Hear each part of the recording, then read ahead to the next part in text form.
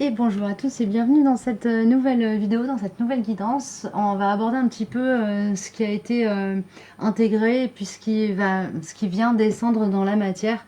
Euh, voilà, pour la période qui s'ouvre et puis surtout pour la période qui vient de se clôturer, c'est-à-dire le mois d'octobre 2024. Alors évidemment, si vous tombez sur cette vidéo et qu'on est au mois de juin 2028, c'est pas très grave, hein. Vous voyez s'il y a des messages qui vous parlent. Sachant que sur les trois archétypes, j'ai eu voilà, plusieurs messages qui sont sortis avec plusieurs oracles.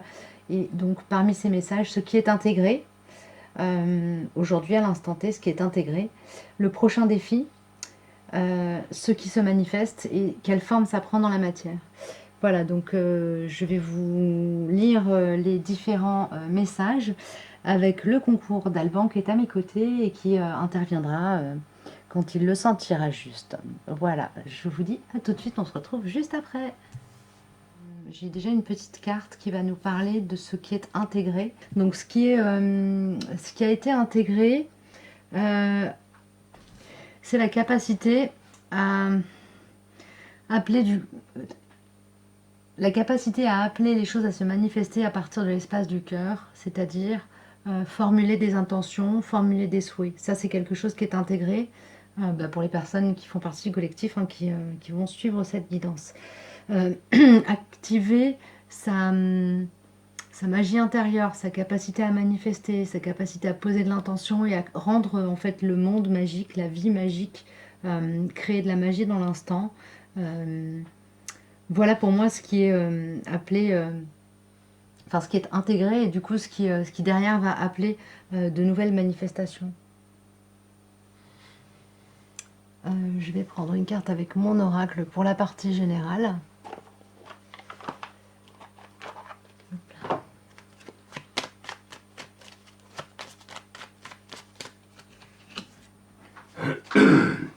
J'ai besoin de te parler et j'ai besoin de liberté. Ce sont des choses qui sont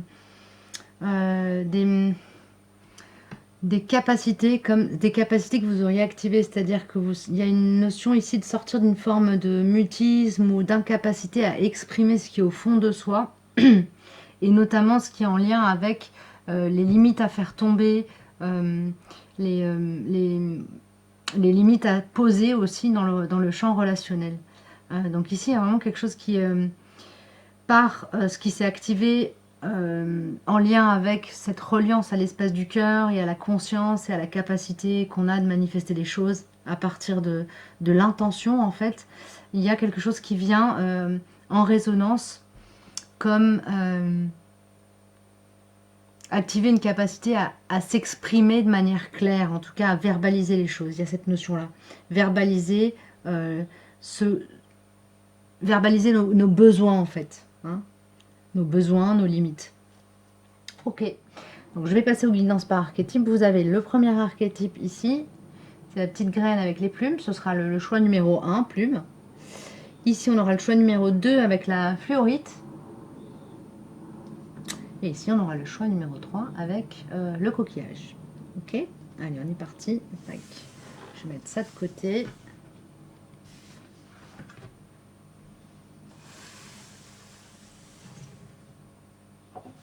Alors,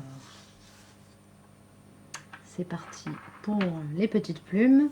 Donc, ce qui est intégré, le gros défi, et ce qui cherche à se manifester. Ce qui est intégré, c'est la fierté. Ici, il y a vraiment eu un gros travail de reliance à la confiance en soi, la confiance en ses capacités, nos capacités de manifestation, les capacités de euh, poser son intention, la capacité de faire, la capacité d'agir, enfin, voilà, cette notion très importante d'être en confiance avec soi. Et du coup, à partir de cet espace de confiance en soi, d'avoir peut-être plus confiance aussi en le monde et en la capacité de la vie à nous renvoyer ce qui va nous convenir. Le prochain gros défi, c'est trouver la paix dans tout ça, c'est-à-dire être en paix en fait avec l'estime qu'on a récupérée de soi. Donc il y a une notion ici de stabilité. Ce qu'on me transmet, c'est qu'il y a une notion ici de stabiliser cet état de fierté intérieure, donc de confiance en soi, et quelque part de, de conscience qu'on a toute légitimité à s'honorer dans le quotidien, dans ce qu'on veut manifester, etc. Avec l'oracle des guérisons, des murmures de guérison, quelle forme dans la matière peut prendre ce qui a été intégré? Les limites. Ici, du coup, le gros dossier, le chantier, la chose ce qui va être le plus manifesté dans la matière, ça va être en lien avec les limites. C'est-à-dire votre capacité peut-être avec beaucoup d'aisance à poser vos limites, à déposer le cadre qui vous permet d'être dans une zone de confort, même si vous allez vers quelque chose de nouveau. Ici, il y a cette notion d'être en capacité de se créer un cocon intérieur qui nous maintient dans un espace de confort, où qu'on soit, où qu'on aille, quels que soient les défis vers lesquels on s'oriente. Ok. Du coup, quelle forme dans la matière ça peut revêtir? La purification. Ok, ici, il y a une idée de nettoyer les choses. Alors, ça peut être nettoyer sa maison. Hein. Ça peut être voilà, faire des travaux dans sa maison. Ça peut être aussi faire du ménage dans sa vie au sens un peu plus dans le champ relationnel ou au niveau du professionnel. Se repositionner, faire le tri dans ses relations. Ouais. Mais ici, il y a quelque chose qui est de l'ordre du nettoyage. Donc on évacue les choses toxiques et les choses excédentaires qui ne sont plus utiles. Et on le fait avec beaucoup de tranquillité et de conscience. Et de respect. Ici, c'est comme si... Quelle forme ça peut prendre dans la matière, cette nouvelle intégration avec le Go? Pour moi, ça veut dire qu'en gros, vous avez un genre de feu vert pour tout. Il y a une notion ici de réussite à ce que vous allez entreprendre. Vous savez, vous allez être ce genre de personne dont on dit que tout lui réussit. Il y a quelque chose comme ça ici pour moi. J'ai besoin de guérir. Il y a un champ de guérison qui s'ouvre, mais c'est un champ de guérison nouveau. C'est-à-dire que c'est un espace que vous n'avez pas du tout encore abordé dans votre travail de croissance et d'évolution intérieure et personnelle. Comme si vous ouvriez une nouvelle porte d'un espace qui a besoin d'être guéri. Un espace en vous qui pour le moment n'a pas encore été touché, abordé. Peut-être même perçu. Peut-être qu'il a été perçu mais juste pas encore abordé parce que c'est compliqué, il y a eu peut-être d'autres priorités, etc. Mais ici pour moi quelque chose de nouveau qui vient être vu, perçu et peut-être commencer à travailler. Commencer à être travaillé. Et c'est un espace de guérison en lien avec la partie yang. Voilà, donc la partie connectée à la terre, au fer, à la manifestation tangible de soi. Mais pour moi, même le travail, c'est un travail sur l'enfance. Tu vois, tu vois, la liberté, la fierté, c'est retrouver cette fierté d'enfant. Quand t'es enfant, tu vois, t'es fier, t'as une espèce de fierté, tu vois, c'est vachement puissante. T'as la paix parce qu'il faut que tu retrouves cette paix d'enfance. Les limites, c'est parce que pour moi, on s'est limité, tu vois. On s'est limité à des choses parce qu'on a perdu cette âme d'enfant. Et on l'a dans le début de la première. Avec le hocher. Avec le hocher. Le hocher, pour moi, c'est le rappel à l'enfance. Il y a quelque chose il y a quelque chose qui est brisé au niveau de l'enfance. Quand tu dis justement sur quoi il faut travailler, on doit tracer sur notre partie d'enfant. Parce que dans cette partie d'enfant, si on se réconcilie avec l'enfant intérieur qu'on est, on va trouver la paix. Tant qu'on n'est pas réconcilié avec notre enfant intérieur, on ne peut pas trouver la paix.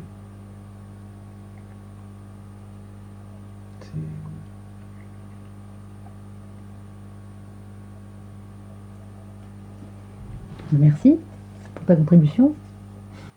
Voilà, ben j'ai terminé pour ce duo de plumes et on va passer à la guidance suivante. Et on est parti pour la guidance avec la fluorite. Les personnes qui ont choisi la fluorite, du coup, hop, hop, hop. Avec le tambour, avec l'oracle du tambour, pardon, ce qui a été intégré, le bâton de parole. Légitimer son droit à parler, à exprimer son point de vue, à exprimer son être aussi, hein, et aussi, pour certains, à installer un espace de silence qui permet à l'autre de s'exprimer. C'est-à-dire qu'il y a vraiment quelque chose en lien ici avec le chakra de la gorge et comment on l'active ou comment on le régule, comment on l'aligne, comment on le calme quand il est dans l'excès, comment, de manière à permettre à l'autre aussi d'avoir un espace pour s'exprimer, et comment on active voilà, sa gorge et comment est-ce qu'on se saisit à l'intérieur de soi du bâton de parole qui légitime nos mots. C'est ce qui a été intégré. Donc ici, j'ai affaire à un collectif qui a un peu du mal à dire les choses ou à les manifester, mais on est plus dans l'espace du mot là. Ici, de la parole. Hein, ok. Alors, avec l'oracle de la découverte intérieure, ici, le prochain défi, c'est la douceur. Ok. Donc ici, vous avez, je pense, peut-être eu des soucis à vous exprimer et appris à le faire. Et ici, il va falloir réguler un peu les choses, justement. Réguler ce chakra de la gorge et apprendre à s'exprimer avec justesse et pas juste à s'exprimer. On passe d'une forme de mutisme à un moment où on s'exprime. Il peut y avoir comme une distorsion et un excès d'expression de soi parce qu'on est dans ce truc de la découverte d'une nouvelle capacité. Du coup, on a envie de l'utiliser tout le temps pour tout et n'importe quoi. Non, la parole est magique et elle est créatrice. Donc, il y a besoin quand même de l'équilibrer. Et ça, vraiment, c'est le prochain défi pour vous. Équilibrer le verbe. Ok. Et ne pas retomber dans le mutisme non plus, j'entends. Ok. Qu'est-ce qui se manifeste du coup? Ici, il y a l'alternative et ici, j'entends plutôt l'alternance. L'alternance mot-silence. J'entends. C'est ce qui se manifeste. Du coup, l'alternance d'espace dans lequel vous serez libre d'exprimer, de saisir le bâton de parole, des espaces dans lesquels on va vous tendre le bâton, des espaces dans lesquels vous allez l'avoir tout le temps à disposition et des espaces dans lesquels on va refuser de vous le transmettre. Et du coup, il va falloir être capable de... Ouais, c'est comme une mise en pratique en fait de l'intégration qui a été faite. Donc là, vous avez comme appris à parler. Et maintenant, il va falloir passer à l'exercice suivant, c'est-à-dire apprendre quand parler. Et à qui. Ok.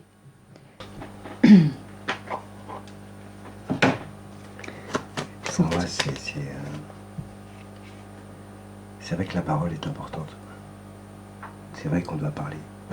Mais après, parler pour ne rien dire, ça ne sert pas à grand-chose. L'emploi des mots, l'emploi du sens du mot. J'aime beaucoup le fait que la deuxième carte soit arrivée en douceur parce que je trouve que la douceur dans les mots, ça compte. Parce que à travers la douceur, on peut passer encore plus, on passe le message du mot. Il n'y a pas que le mot, c'est pour ça qu'on parle c'est plus la parole. C'est à travers la parole, c'est comme le chant, on a la partie silence, on a la partie un peu forte, un peu douce. Et là, ça demande beaucoup de douceur parce que là, vu la période qu'on passe, c'est très dur.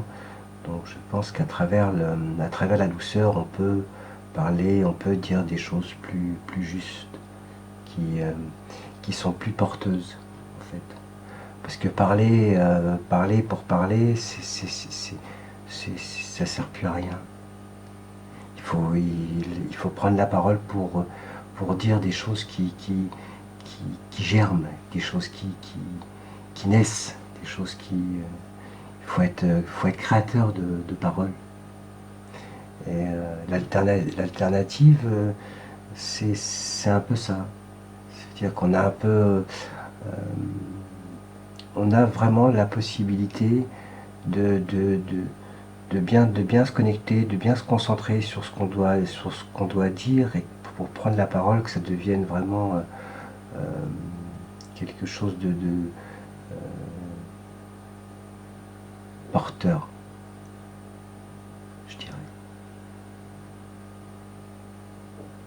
Magnifique. Et du coup, pour la deuxième partie, je vais utiliser mon oracle pour voir un peu quelle forme dans la matière. Tout ça, ça va venir un peu prendre. Comment est-ce que ça va venir se poser dans la réalité de chacun.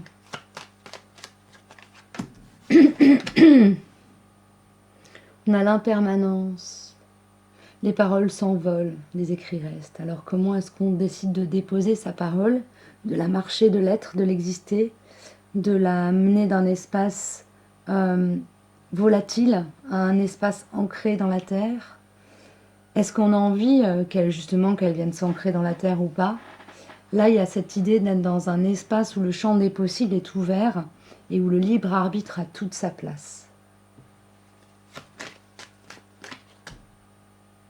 Je rêve de toi même quand je ne dors pas. Ici, il y a cette notion de partager quelque chose qui est immatériel et qui est un patrimoine sacré. Ok. Donc ça, c'est à vous de voir, hein, qu'est-ce qui est immatériel et qui est un patrimoine sacré qui appartient à l'espace de votre cœur et dans votre vérité, dans votre vie. Qu'est-ce qui est immatériel et sacré et que vous pourriez avoir à partager avec le verbe, le mot et la parole. Oui, tu vois, ça prend toute son importance.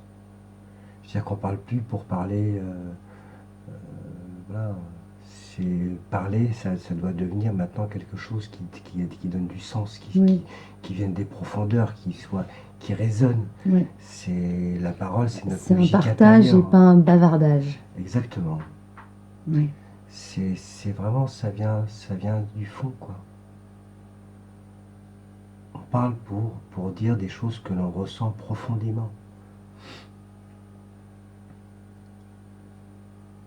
Oui, il y a cette notion de rendre la parole sacrée, en fait, ici aussi. Absolument. Hein? Absolument. Ouais. Absolument.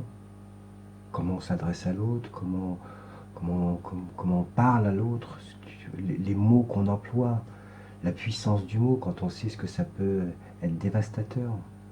Ou créateur. Ou créateur. Donc c'est très fort un mot. Donc la parole, elle apporte en plus du mot, elle apporte sa musique. Donc c'est vraiment, il y a une intention à poser sur ce que l'on dit. Ouais. Même dans la parole. Oui. Et ici, l'intention, elle est vraiment, en tout cas, ce qui va chercher à se manifester, c'est vraiment de partager quelque chose qui est en lien avec le sacré. Mais après, c'est à chacun aussi de faire ce travail de relier qu'est-ce qui est sacré, qu'est-ce que je partage dans ma parole avec inconscience et qu'il va falloir que j'arrête. Et comment est-ce que je peux rester dans un espace sacré à chaque fois que je parle, en fait, quelque part. Comment est-ce que j'honore ma parole aussi à travers l'intention que j'y dépose et la conscience que je mets avant d'ouvrir la bouche, en fait. C'est ça. Voilà, on a fini pour la guidance, sauf si tu as encore des choses peut-être à rajouter. Non, c'est très bien. On va passer à la guidance suivante. Et on est parti pour la guidance pour le petit coquillage. Alors, tic, toc, toc. Du coup, qu'est-ce qui est intégré de cette période de flou, vague, confusion que nous venons de traverser avec l'oracle du tambour sacré, je crois. Bref, on a l'ours. Il y a la force intérieure, il y a le côté, il y a ce côté puissance animale en vous là qui s'est révélée. Ce que je vois, j'ai une image qui me vient d'un être qui, dans une forme de mouvement de rage, est capable de déraciner des arbres ou quelque chose comme ça. Donc il y a une notion de puissance de l'être qui se manifeste. Alors ici, c'est l'image qu'on me donne, c'est une image qui pourrait résonner comme quelque chose d'assez violent, mais en fait, c'est vraiment la puissance animale, la puissance de la nature qui vient se se manifester à l'intérieur de soi. Du coup, c'est ce qui est intégré. Du coup, vous avez peut-être, voilà, vous êtes passé par des défis de vie qui vous ont poussé hein, à manifester votre puissance animale. Parfois, de manière un peu sauvage. C'est-à-dire avec virulence, pas forcément avec violence. Hein. Ok. Quel est le prochain gros défi? Se connecter à la joie. Ici, j'ai le chakra du plexus solaire et le chakra du cœur qui ont besoin d'être travaillés et ouverts. Ok. Prochain gros défi. Et ensuite, qu'est-ce qui se manifeste avec l'oracle des murmures de guérison? On a la carte conscience ici. Et il y a une notion d'introspection ici. Hein. Aller chercher le point origine de la joie. C'est vraiment ce qui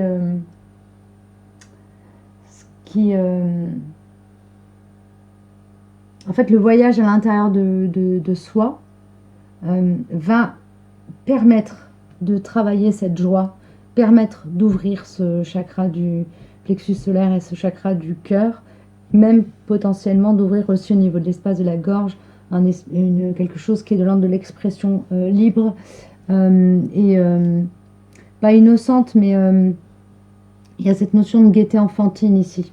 Oui, parce qu'on revient à l'enfance. Qui est manifestée. Ouais, depuis le début, c'est un peu ça. Et du coup, c'est un nouvel état de conscience, plus connecté à la joie, avec la conscience du travail, du chemin à faire pour retourner à cet espace de joie en soi qui vient se manifester. Pardon, je te laisse parler. Non, mais je t'en prie.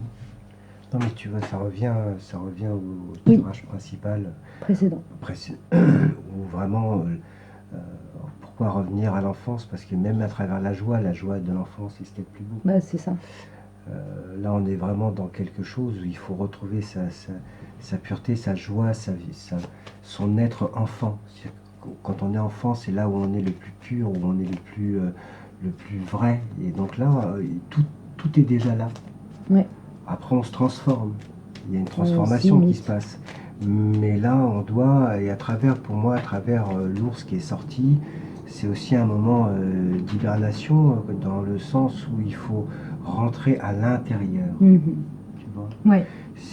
On hiberne, mais d'une manière où il faut rentrer dedans, au fond, dedans, pour aller hiberner ce qui est à l'intérieur de nous. Et à l'intérieur de nous, c'est de retrouver notre enfant. De retrouver notre source. Et notre nature sauvage aussi, du coup. Oui, quelque part. Elle est intéressante, ta comparaison avec l'hibernation, parce que c'est une forme d'activation aussi de l'espace, de la puissance sauvage au sens nature. Oui. Au niveau de l'enfance, on est équilibré. On a ce côté animal, on sait quel animal on est. On a tout est déjà présent. Donc la conscience, et de retrouver sa conscience, elle est vraiment au niveau de l'enfance. Oui. Et du coup, ici, pour moi, ce qui se manifeste, c'est presque cet alignement, en fait. Pour moi, ce serait comme si le voyage vers l'intérieur, ce trajet qui est ici, avait été fait précédemment et qu'on était relié à cet espace-là. Donc, on sait le chemin à faire, on l'a fait, on sait où c'est. Là, on y est, on peut le manifester. Il y a quelque chose comme ça ici pour moi. C'est un tirage un peu ouroboros, quoi. Serpent qui se mord la queue. C'est-à-dire qu'on arrive, que le point final est aussi le point origine. Bon, bref.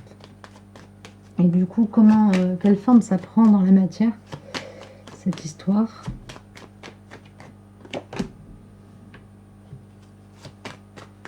Je me sens piégée. Ici, pour moi, il y a rituel sacré. Ici, pour moi, il y a une notion de... Je pense qu'il y a un exercice pratique qui va être mis en place, orchestré par la vie.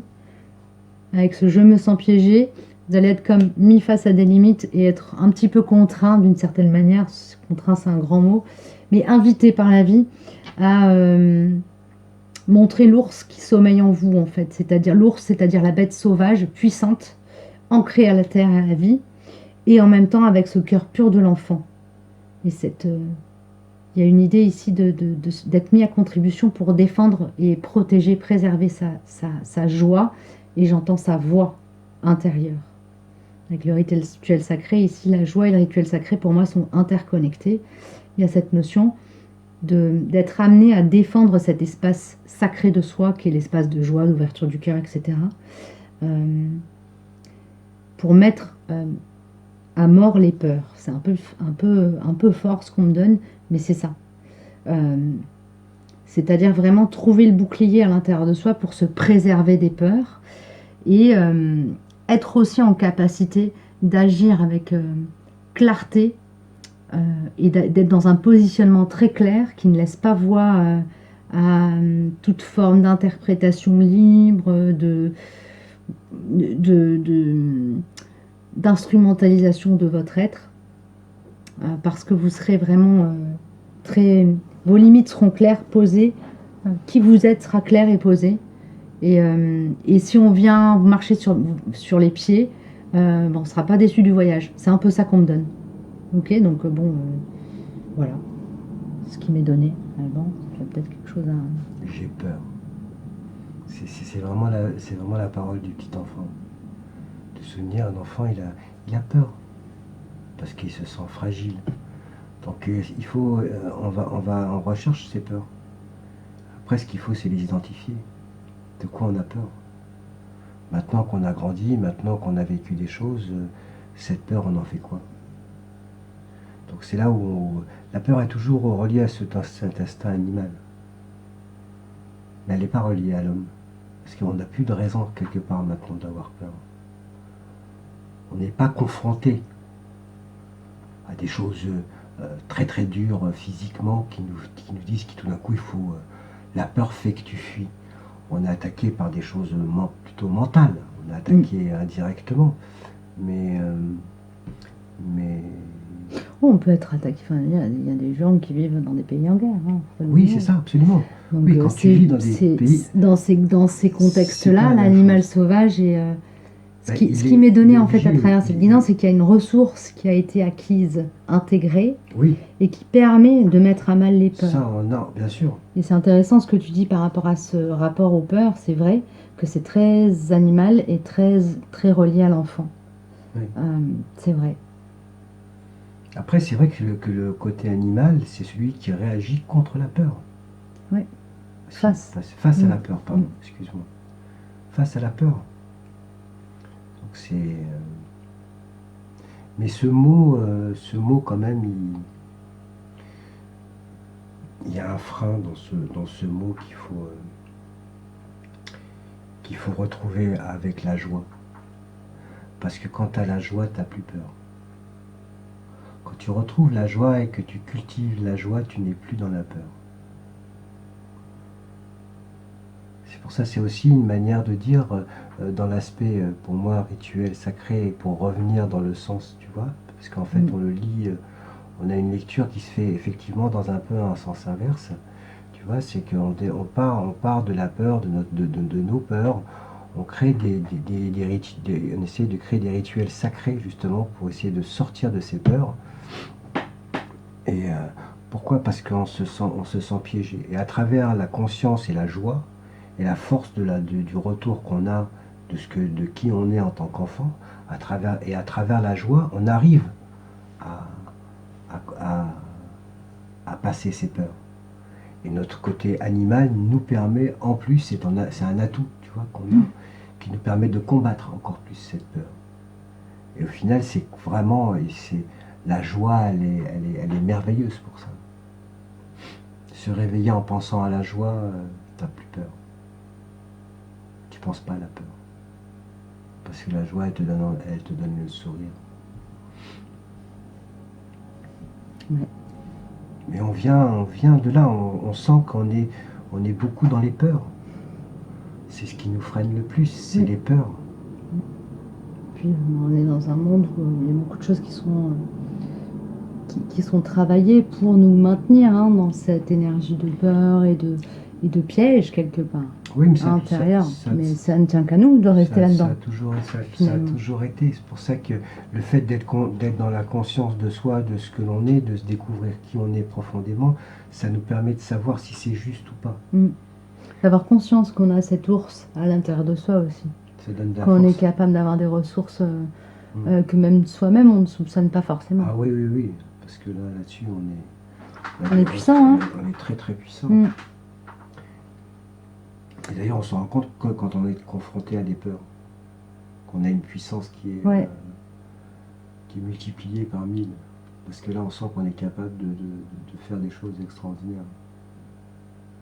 Parce que la peur peut être aussi une force. Non, c'est la manière dont on y réagit qui fait qu'on. Non, mais la peur, Elle génère, elle est génératrice d'une puissance, elle oui. crée aussi de la force. C'est pas obligatoirement une peur aussi. Il n'y a pas que des peurs négatives. Il y a la peur de se dire là il faut. J'ai Oui, ce peur, qu'on mais appelle entre guillemets le stress positif. Ouais, Ouais, c'est une peur ouais, qui ouais, stimule en fait ouais, une mémoire de défense ouais. ou de création. Oui. Oui, c'est faire face ou fuir. Mm. Face à la peur, il y a plusieurs. Soit on est sidéré, soit on fait face et on combat, soit on fuit. Oui. Et là, il y a vraiment ces trois chemins-là que tu viens d'évoquer finalement.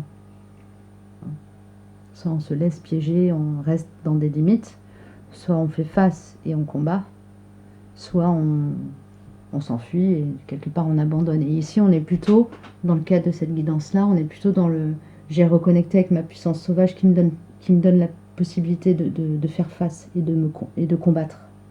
C'est clair. Pour moi, on est là-dedans. Et la puissance et ce qui est l'étincelle en fait qui va allumer le moteur, c'est la joie. C'est-à-dire le fait de se dire ok, j'ai quelque chose de sacré en moi à sauver, à préserver, à protéger. Oui, tout à fait. Ça peut être en moi ou en le monde, hein. Après ça dépend comment ça va taper chez les uns, chez les autres, mais pour moi il y a cette notion-là qui est importante. Voilà en tout cas pour ce qu'on pouvait vous partager, les amis, autour de ce qui vient s'ouvrir dans le champ des possibles à la suite de cette période un peu de confusion, de flou, vague et de... C'était un peu pénible ces dernières semaines-là, le mois d'octobre 2024. Et puis donc du coup ce qui vient un peu être travaillé pour la fin de l'année probablement, on verra bien. On verra bien. Voilà, je vous souhaite une belle route. J'espère que cette guidance vous aura parlé. Et je remercie Alban qui a contribué à la richesse de ce que je peux partager Gardez la joie. dans cette, Vive la joie. sur cette chaîne. Ouais, vive Ouais. la joie.